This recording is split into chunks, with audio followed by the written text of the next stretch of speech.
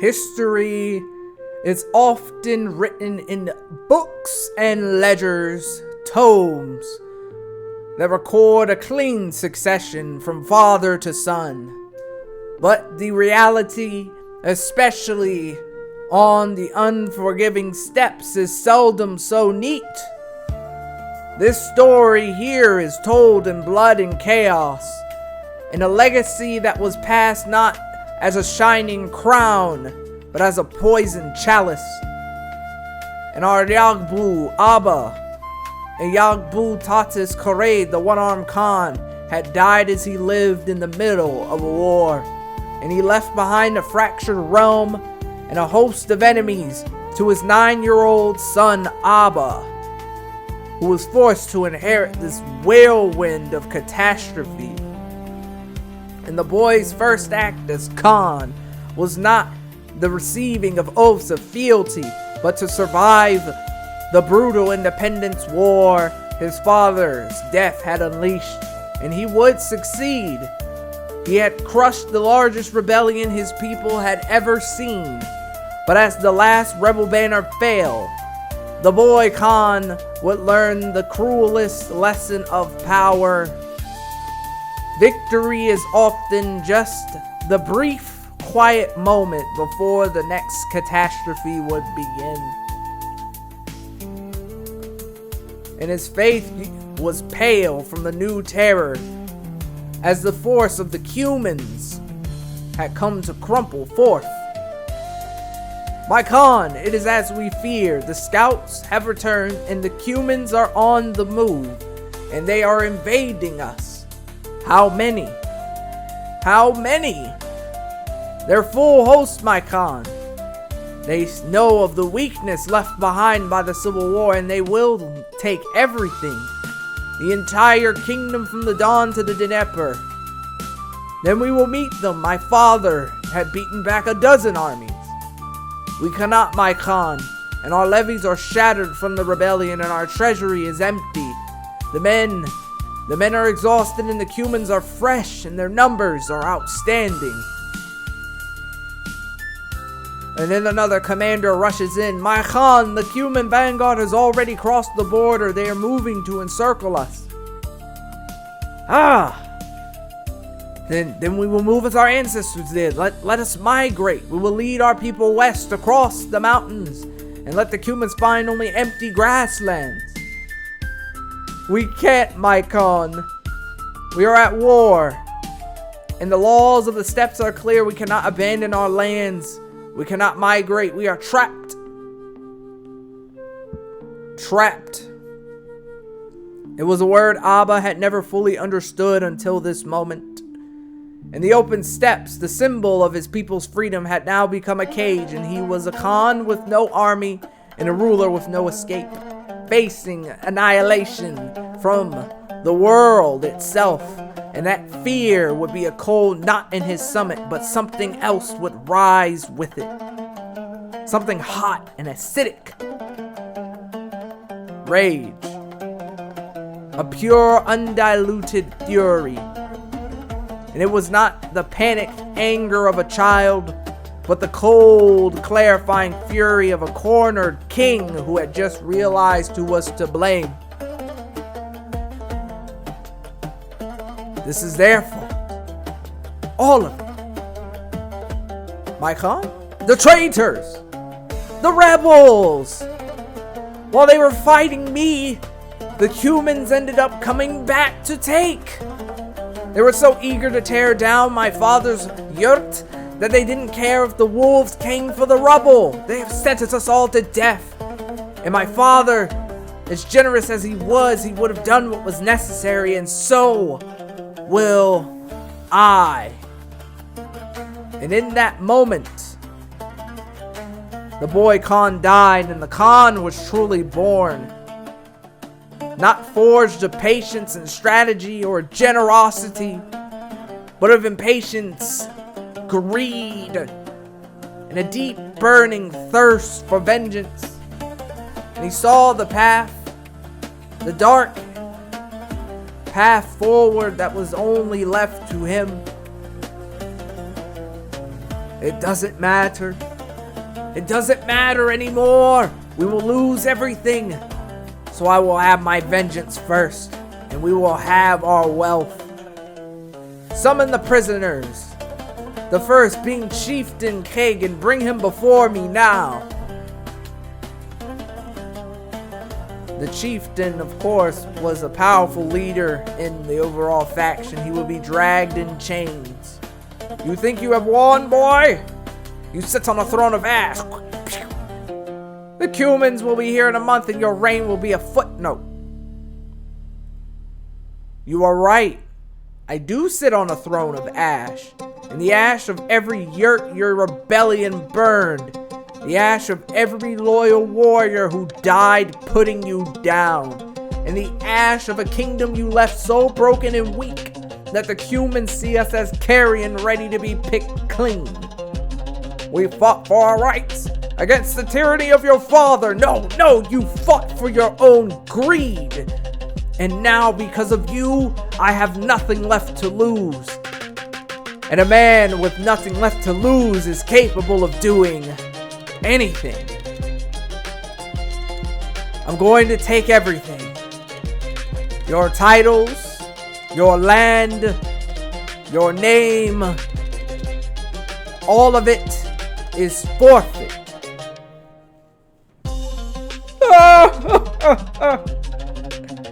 And what will you do with it, boy king?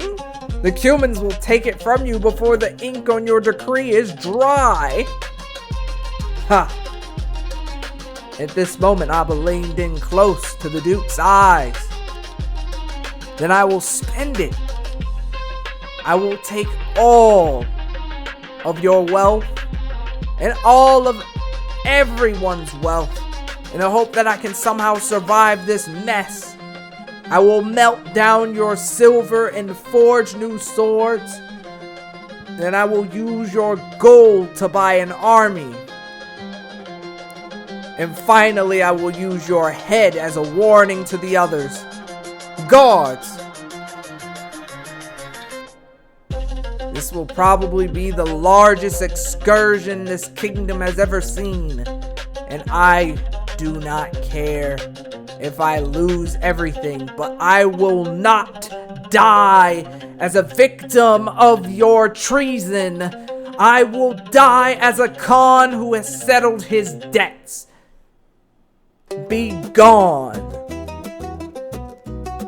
The purge began, a systematic and brutal act of appropriation. Abba would quickly go down the list of every captured lord. Any who had wealth and had their titles would be revoked. Their treasuries would be emptied, and those who had none were deemed useless and sent to the executioner's block without a second thought. He would personally oversee the razing of their holdings, ordering them to be burned to the ground to return to the nomadic ash, a practical and symbolic erasing of their legacies. And his advisors would only watch in horror, seeing the boy give in to his darkest impulses. But Abba was not indulging his rage. He was fueled by a desperate, greedy hope that if he could just gather enough wealth, he might buy himself a miracle. And in one scene, we see another rebel lord brought before Abba, and he would fall to his knees, the Orthodox Count. My Khan! I see now the error of my ways. I beg you for mercy. I have gold. I have wealth. Much of it. It is yours. Let me live, and I will serve you faithfully.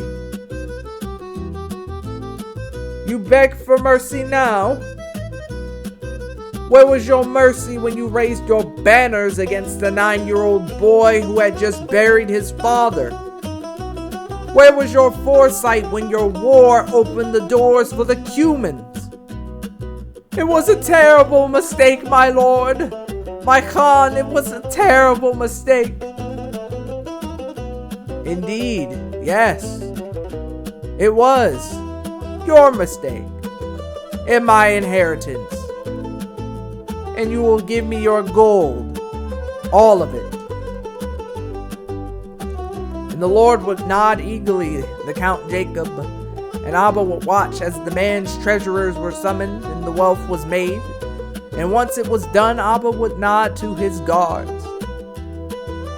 "Thank you, my Khan, thank you." And then the whip cracks. The guards would seize before he could even finish his platitudes. "I said I would take your gold, but I never said I would take your counsel. You are a traitor, and traitors are useless." And the purge would be nearly complete. The boy king would be a vast tyrant, the most feared and hated man in his own kingdom. He had executed dozens and stripped countless others of their birthright, and would amass a fortune built on the ruin of his enemies. He would sit alone in his yurt, listening to the sounds of the Cuman war drums in the distance. A low, constant thunder. He would have done, and he did what he felt was necessary, and he would take his vengeance and gathered his gold. But the war chest was overflowing with blood money, and even he had to wonder if it would be enough to save his birthright.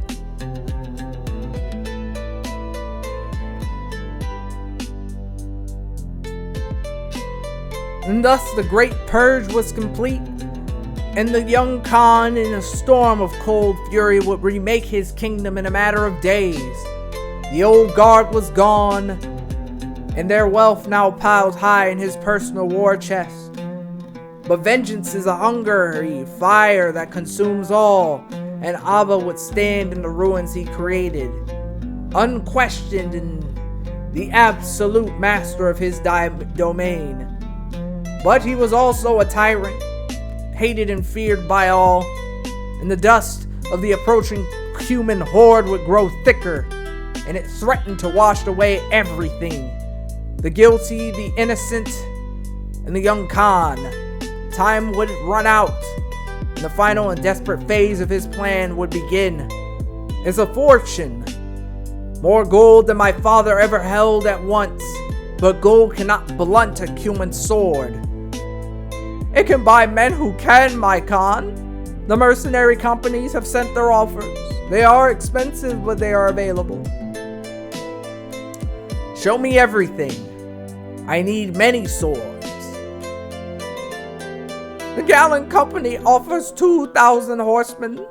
The steppe wolves are cheaper, but their numbers are fewer. And the Iron Host, of course, 2,500 men, mixed of heavy infantry and archers. 1,000 gold. The heavy infantry is a small army, and it's nearly everything we have. My Khan, it is an immense gamble, and if they fall in the first battle, we will have nothing left. Ooh. He will look with his eyes with a cold, burning fire. If I don't hire them, we will have nothing left anyway. And this is my only hope and chance. Pay them. I want them marching by sunrise. And in the ultimate risk, Abba would convert his entire spoils of his plurge into a single roll of the dice by purchasing a massive mercenary army in a desperate bid to counter the horde. But even as he bought himself a sliver of hope, the enemy was already at the gates. My Khan, the Cumans! They're at the capital, their siege engines are in place, and the yurts will fall by the morning. Then we must move, relocate to the western pastures. We cannot, my Khan, we are at war. The law forbids it, and there is no escape. And of course, the heart of the kingdom would fall, and the great yurts, the symbol of Abba's power, would be overran by Cumans. But in the storm of the chaos, Abba would slip away as a king on the run. his only kingdom the ground beneath his horse's hooves. And in a desperate state, with his world collapsing, his mind would turn from a militaristic survival to the survival of his dynasty. He would use the land that he had acquired to secure his family's future even in defeat. And in the pre-dawn, Abba would summon his brothers, his kin, no older than himself, to his tent. They looked at him with a mixture of fear and awe, for they had witnessed what he had done to the other lords. But Abba would speak with a soft voice for once, and it would carry an immense weight. And he would show the lands he had seized to his brothers. The men who had sieged these titles are gone. They were traitors. And now these lands belong to the Kure clan. They belong to you. He will point at his eldest. You are now the lord of these lands. And you are the lord of the lands to the south. I am granting you all of it. But brother, the Cumans. His eyes would meet his brother's, and the cold fury would return, but it would be controlled and filled with purpose. The Cumans will likely win. I will fight them with the army I have bought, but the odds are against us, and I may fail. This camp may be overrun, but our dynasty will not fall. And he did what was necessary, planning for his own demise, an insurance plan to ensure the continuation of his line. It was cold, brutal logic. I am giving you these lands so that if I am defeated, you will be the one the Khan meets. And you will be the lords of this realm, and you will bend the knee. You will swear fealty to him, and you will become his vassals. But you will live, my brothers. You will hold our lands. You always remember that you are a Khuraid. You will survive, and you will wait. Is that understood? And his brothers, of course, terrified, would nod in unison. And the young Abba, much like the wisdom of his father, understood the importance of family. And he would preserve his lands by purging his internal enemies and replacing them with his own blood. The land would remain in the hands of his family, even if he were to fail in this war. And his impatience would leave no time for grief. And then the horns would blast outside the camp, and the host that he had purchased had arrived, and he would stand before the sea of the warriors. The captain of the mercenary band would look at the young king with a reputation for tyranny.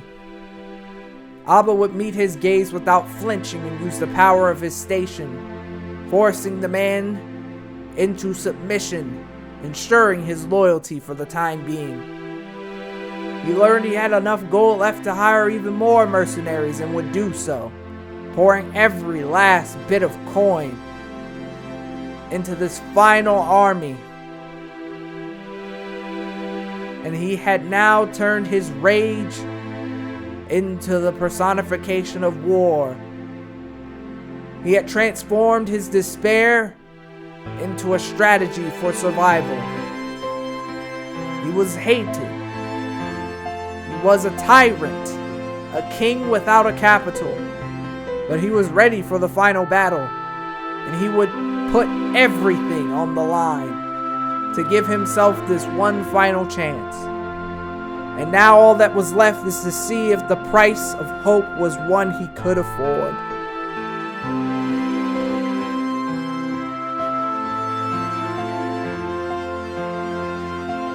The die was cast, and Yaquub Abba would turn his rage of his purge into the gold of his salvation, and that gold would be an army, a force of hardened mercenaries, and the last loyal sons of the Pechenegs.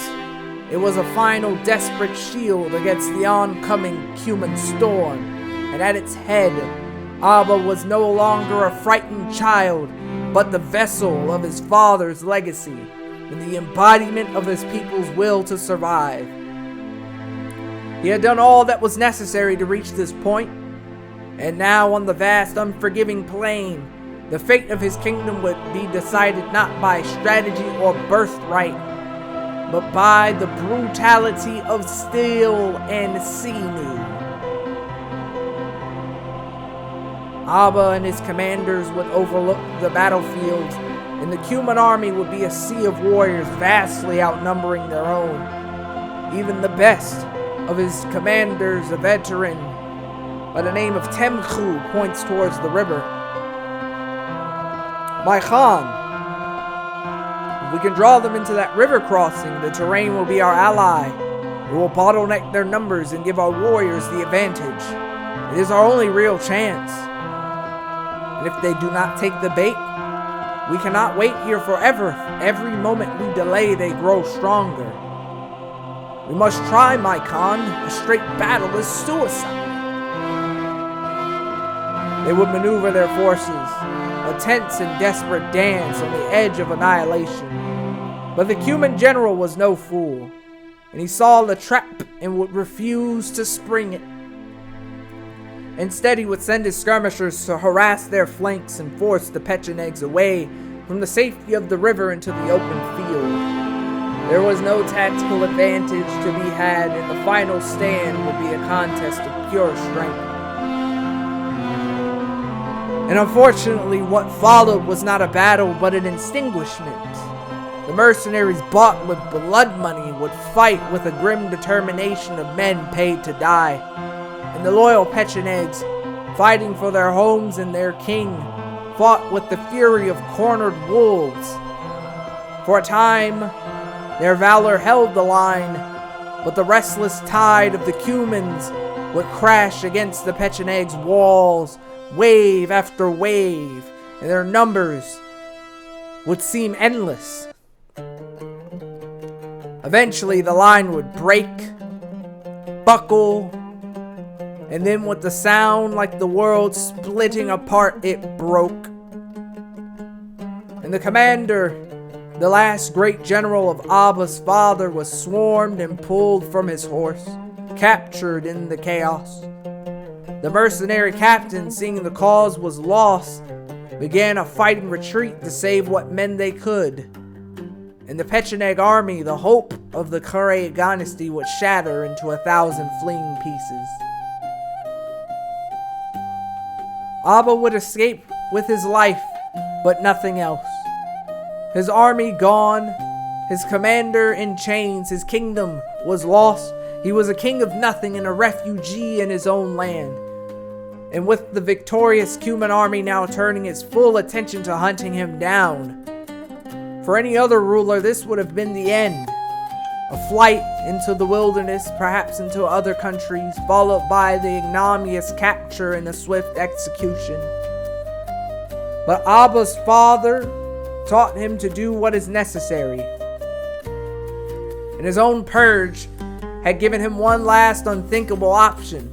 And the war of swords was lost, but the war of survival would be in its most crucial phase. My Khan, it is over. They will find us by morning. We can try to run, but no. Running is what defeated men do. I am not defeated. I have only lost a battle. But my Khan, the kingdom was lost the moment the first rebel raised his banner. I have been ruling a ghost for months. But the land remains. And the Kare clan still holds it. My brothers now rule all of the core territories. They hold the pasture lands, the rivers, the yurts, and when the Cuman Khan finishes his conquest, he will find a realm with an established nobility of my blood. He will find a stable power structure that he can tax and rule. And that will be more valuable to him than a depopulated wasteland filled with ghosts. The advisor's eyes were widened, and what are you saying, my Khan? I am saying that it is necessary to sacrifice the kingdom to save the dynasty. I will not give the Cuman Khan the satisfaction of hunting me down. I will ride to him myself. I will give him the one thing he cannot take by force, my fealty. And in this ultimate gambit, a plan born from the ashes of total defeat, was an act of cold-blooded cunning. And Abba would approach, clean and dressed in the finest of his royal furs, on a banner of troops into the massive Cuman war camp. He would be alone, save for his advisor. He would dismount before the Khan and enter the yurt. The mighty man who was once a blood brother to that of his father, who would be sitting on his throne. Ah! The little wolf comes to surrender his pelt. I was expecting to have to chase you down. He will meet the Khan's gaze with a clear voice and his back straight. I am Yagbu Abba Kharid of the Pechenegs. I have not come to surrender my life. I have come to offer my kingdom. My armies are broken and you have won the war, but you have not won the peace. And the lords of my realm are proud men, and they will fight you for every blade of grass. It will take you generations to take this land. And why should I believe you can stop them? Because they are my brothers. I have placed them in power myself. They are loyal to the Kharid clan above all else, and with a single command from me, they will lay down their arms and swear their oaths to you. I can deliver you a peaceful, stable, and taxable kingdom tomorrow. And all I ask in return is that you accept your newest, most loyal vassal. A long silence would hang, and the Khan would study the small boy, seeing not a defeated child, but a dangerous political animal. And so the reign of Yagbu Abba Kharid did not end with his death, but with the act of a profane and calculated submission. He had lost the war and his kingdom, but he had not lost his dynasty. And by sacrificing his own crown, he would plant the seeds of his family's survival deep within the hearts of his conqueror's new empire. And the path of vengeance would be a long and slow game to be played from the inside. But the Kharid legacy, though bowed, was not broken.